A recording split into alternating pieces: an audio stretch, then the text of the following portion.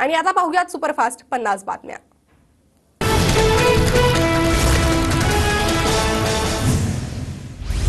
सरकारने ओबीसी मध्ये आरक्षण न दिल्यास 20 जुलैपासून आमरण उपोषण करणार, मनोज जरांगेंची घोषणा। तर 20 जुलैला मराठ्यांच्या बैठकीची तारीख ठरणार, जरांगेंकडून स्पष्ट। मनोज जरांगे पाटलांची शांतता महारॅली छत्रपती संभाजीनगरात, महारॅलीत मोठ्या संख्येने मराठा बांधव सहभागी। मराठा समाजाला समजलंय सत्ताधारी आणि विरोधक आपल्या कामाचे नाही, 288 उमेदवार पडल्यास शिंदे फडणवीसांना पश्चाताप करण्यावाचून पर्याय नाही, मनोज जरांगेंचा सरकारवर निशाणा। मुलांचं भविष्य हिसकवायला मुंबईत याल तर ओबीसी शांत बसणार नाही, ओबीसी नेते प्रकाश शेंडगेंचा जरांगेंना इशारा। स्वसंरक्षणासाठी आम्हाला हत्यारं उघडावी लागतील, ओबीसी नेते प्रकाश शेंडगेंचं वक्तव्य।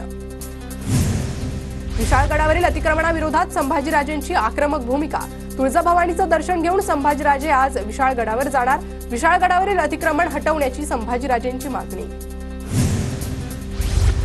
नांदेडमधून स्वराज्य संघटनेचे कार्यकर्ते विशाळगडाकडे रवाना, आज सकाळी 11 पर्यंत सरकारने अतिक्रमण न काढल्यास आम्ही अतिक्रमण हटवणार, स्वराज्य संघटनेच्या पदाधिकाऱ्यांचा इशारा। वीररत्न बाजीप्रभू देशपांडेंच्या 364व्या पुण्यतिथी निमित्त तरुणांकडून अनोख्या पद्धतीने अभिवादन, कोल्हापूर ते भोरमधील शिंद गावात असं 250 किलोमीटरवरून प्राणज्योत आणून केलं अभिवादन। बीडच्या अंबाजोगाईमधील डिगोळ गावात पंकजा मुंडेंच्या विधान परिषदेतील विजयानंतर कार्यकर्त्यांकडून जल्लोष, जल्लोषावेळी ग्रामस्थांकडून पांडुरंग सोनवणेंची आठवण, पंकजा मुंडेंच्या पराभवानंतर पांडुरंग सोनवणेंनी आत्महत्या केली होती। आज उपमुख्यमंत्री अजित पवार यांचा बारामती दौरा, दुपारी 2 वाजता अजित पवारांच्या उपस्थितीत जनसन्मान रॅली। सोलापुरातील शासकीय महिला रुग्णालयात गर्भवती महिलेला जमिनीवर झोपवल्याचं प्रकरण, संबंधित महिला लघुशंकेसाठी जाताना रस्त्यात झोपल्याचा प्रशासनाचा दावा, महिलेकडून रात्रभर खाली झोपवल्याचा करण्यात आला होता आरोप।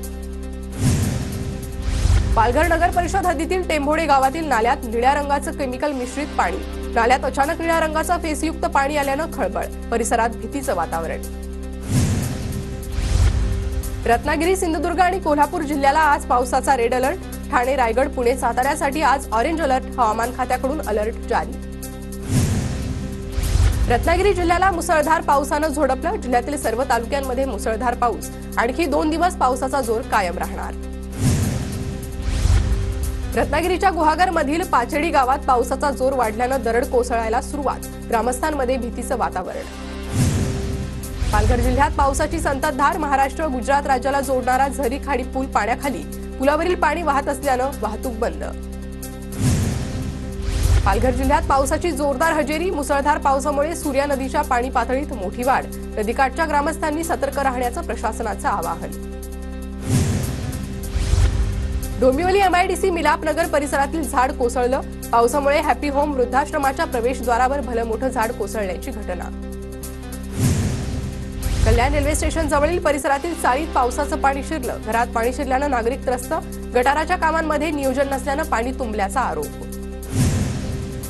कल्याण रेल्वे स्टेशन परिसरात साचलेलं पाणी काढण्यासाठी महानगरपालिकेकडून प्रयत्न, साचलेलं पाणी उपसण्यासाठी 3 पंप।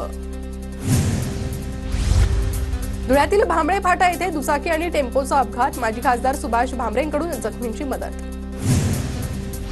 धुळे शहराच्या विविध भागात भाजपकडून लाडकी बहीण योजनेचे बॅनर, योजनेचा लाभ घेण्याचं पदाधिकाऱ्यांकडून आवाहन। नागपुरात लाडकी बहीण योजनेचा अर्ज भरण्यासाठी कार्यालय आजही सुरू राहणार, महिलांना अडचण होऊ नये म्हणून सुट्टीच्या दिवशी कार्यालय सुरू।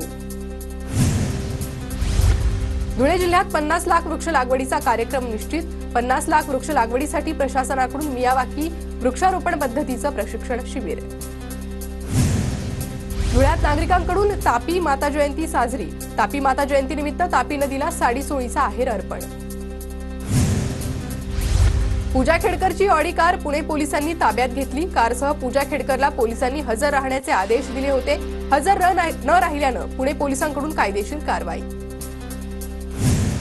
पूजा खेडकरचे वडील दिलीप खेडकरांनी आपल्या गाडीवर भारत सरकारचा बोर्ड लावला, खासगी वाहनावर असा बोर्ड लावणं बेकायदेशीर, याबद्दल चौकशी करून कारवाई व्हावी, आरटीआय कार्यकर्ते विजय कुंभारांची मागणी, तसंच आणखी मोठे खुलासे होणार असाही दावा। मुळशीमधील व्हायरल व्हिडिओ नंतर मनोरमा खेडकरवर गुन्हा दाखल। पूजा खेडकरच्या पुण्यातील बंगल्याची पालिका अधिकारी पाहणी करण्याची शक्यता, अतिक्रमण झाल्याची माहिती। पुण्याच्या मुळशीतील वरसगाव धरणाजवळ वादग्रस्त IAS अधिकारी पूजा खेडकरच्या कुटुंबाची 25 एकर जमीन, डोंगरावरील जमिनीवर दिलीप खेडकर यांच्याकडून अनधिकृत उत्खनन, तहसीलदारांनी वसूल केला होता 1.5 लाखांचा दंड। नागपुरात बाळाची चोरी करणाऱ्या महिलेला रेल्वे पोलिसांकडून अटक। सूर्यकांता कोहरे असं बाळ चोरणाऱ्या आरोपी महिलेचं नाव। पोलिसांनी बाळाला सुखरूप आई वडिलांच्या स्वाधीन केलं। अहमदनगरच्या श्रीरामपुरात 5 लाखांच्या दुचाकी जप्त, आरोपी ताब्यात। शिर्डी, अहमदनगर आणि श्रीरामपुरात 8 मोटारसायकलींची चोरी। गोंदियात गुन्हेगारांचे रेकॉर्ड अद्ययावत करणं सुरू, वाढत्या गुन्हेगारीला चाप लागणार। शहरात पेट्रोलिंगमध्ये देखील वाढ। ठाण्याच्या भिवंडीत शासकीय योजनेतून घर मिळवून देण्याच्या बहाण्याने आधार कार्डचा दुरुपयोग, आधार कार्डचा वापर करून घेतलेल्या दुचाकीची विक्री करणाऱ्या टोळीचा पोलिसांकडून पर्दाफाश। नवी मुंबईच्या खारघरमध्ये कोयताधारी दरोडेखोरांची टोळी सक्रिय, नागरिकांमध्ये भीतीचं वातावरण। धाराशिवच्या परंड्यातील सोनारी गावात शेतीच्या वादातून एकाची हत्या, 3 जणांविरोधात परंडा पोलिसात हत्येचा गुन्हा दाखल। मित्रांसोबत शेतात गेलेल्या युवकाचा विजेचा शॉक लागून मृत्यू, घाबरलेल्या मित्रांनी मृतदेह नाल्यात फेकला। भंडारा जिल्ह्यातील खांबा जांभळी येथील घटना, शैलेश रहांगडाले असं मृत युवकाचं नाव। अकोल्यात एका युवकावर अज्ञात व्यक्तीकडून प्राणघातक हल्ला, वाशिम बायपास परिसरातली घटना, युवकाची प्रकृती गंभीर। सोलापूरच्या करमाळ्यातील यशवंत सुकळेंनी वारीतील 100 महिलांना वाटल्या मोफत साड्या, नातू झाल्याच्या आनंदात सुकळे कुटुंबियांकडून जय मल्हार पायी दिंडीतील महिलांना साडी वाटप। 40 किंवा जास्त भाविक असल्यावर पंढरपूरला जाण्यासाठी गावातून एसटी उपलब्ध होणार, जवळच्या आगाराशी संपर्क साधण्याचं एसटी महामंडळाचं आवाहन। सोलापूरच्या करमाळ्यातील पाथर्डीत चांदखड बाबा यात्रेनिमित्त कुस्त्यांच्या मैदानाचं आयोजन, स्पर्धेत लहान मोठ्या गटात 150 कुस्त्या रंगल्या, कुस्त्या पाहण्यासाठी शौकीनांकडून गर्दी।